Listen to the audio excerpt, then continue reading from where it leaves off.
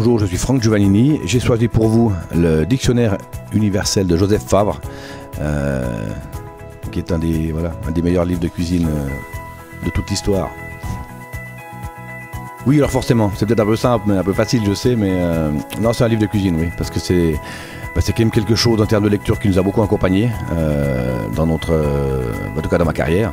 On était un peu obligé de lire des livres, donc c'est toujours le cas aujourd'hui, mais c'est vrai que c'est forcément un livre de cuisine. Ça reste, on a un métier c'est une passion d'abord avant d'être un métier, moi je trouve. Hein. Et c'est vrai que des livres de cuisine, c'est pas forcément, ça peut être inspirant bien sûr, hein, mais on apprend plein de trucs en un métier, moi je trouve qu'on apprend tout le temps. Métier manuel, il faut toujours se remettre en question, puis apprendre. Et les livres, ça aide. Hein. Et c'est vrai qu'on a il y en a énormément qui traitent le sujet, des bons et des moins bons, mais non, j'apprécie toujours de lire des livres de cuisine malgré qu'on fait de la cuisine tous les jours. Alors le livre, c'est un dictionnaire un peu, mais c'est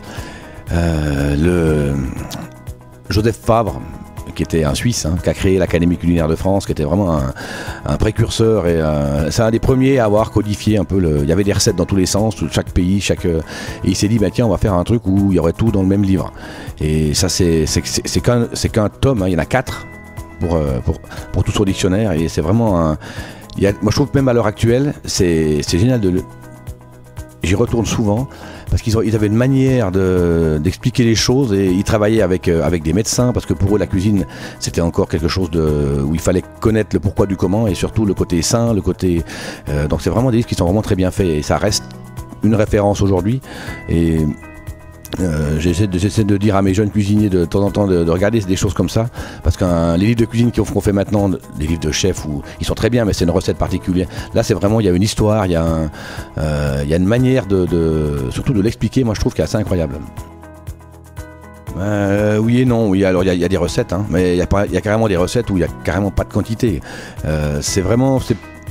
On apprend déjà, si on a une question sur un produit, sur une sauce, sur un après, sur n'importe quoi, ça va être assez bien expliqué. L'histoire, pourquoi ça s'appelle comme ça, d'où ça vient. Il y a l'historique, il y a tout dedans. Et il y a également bien sûr des recettes. Mais c'est sûr que ça reste très professionnel. Hein. Alors c'était un peu au début de ma carrière, c'est quelque part quand je suis arrivé ici, j'ai découvert quelqu'un qui était passionné par ces vieux livres, qui était Benoît Violier. Je suis arrivé un petit peu avant lui, il nous a rejoint une année après que moi je suis arrivé, encore avec M. Girardet, et c'est vrai que c'est lui qui avait cette passion des livres anciens, et c'est lui qui m'a fait découvrir en fait ces livres. Et même que j'avais déjà quelques années de métier, mais du coup j'avais jamais lu des recettes ou des livres de cette manière.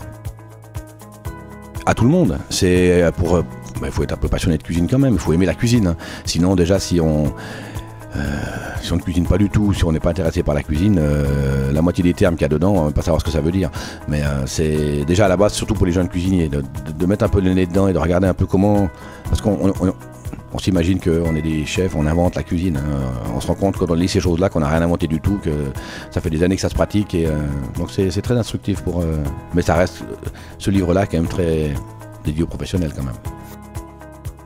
Quand ce livre, déjà rien que de lire le petit mot de l'auteur, il nous explique comment il a voulu mettre ce livre ensemble, en s'entourant de cuisiniers, bien sûr, en s'entourant, il appelle ça la famille, mais de mamans qui font à manger à la maison pour leurs enfants.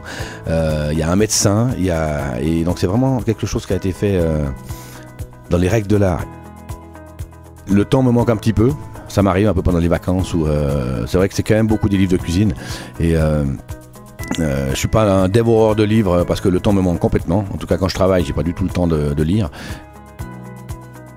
Ce côté télé, ce côté star quelque part, même si moi j'aime pas qu'on l'applique à moi, mais je pense que c'est bénéfique, c'est très bénéfique pour notre métier, parce que ça a amené un côté. Avant, il y a 50 ans, on était cuisinier parce qu'on ne savait pas quoi faire d'autre. C'était un peu le métier, alors que maintenant, cuisiner, ça a amené un côté noble, un côté dans ce métier de cuisine, et même si c'est pas vraiment la réalité, hein, ce qui se passe à la télé, mais ça reste quand même une belle manière de mettre en avant notre métier, bien sûr. Après, tout ce qui est parler de recettes sur iPad, c'est incroyable maintenant. Moi, ma fille qui fait des recettes dans la cuisine avec son iPad, il y a la vidéo, elle suit la vidéo et c'est incroyable. Hein. Mais je pense qu'il faut garder un peu les deux. Alors avant l'application iPad, j'espère qu'il va rester un livre de cuisine. C'est évidemment quelque chose qu'on pense. Hein. J'ai eu la chance de participer depuis que je suis ici, en tout cas à 4 ou 5 ouvrages, quelque part pour les autres. Le prochain, j'espère qu'il sera pour moi. Et je pense que évidemment, c'est un peu se dire, tiens, on a quelque chose qui va rester, qui va. J'espère comme d'arriver déjà à garder cette maison à sa place, garder cette qualité, garder toujours cette dynamique, de faire évoluer cet endroit et d'avoir quelqu'un qui reprendra plus tard et de se dire, tiens, j'ai réussi à continuer, à garder cette maison à sa place et à continuer.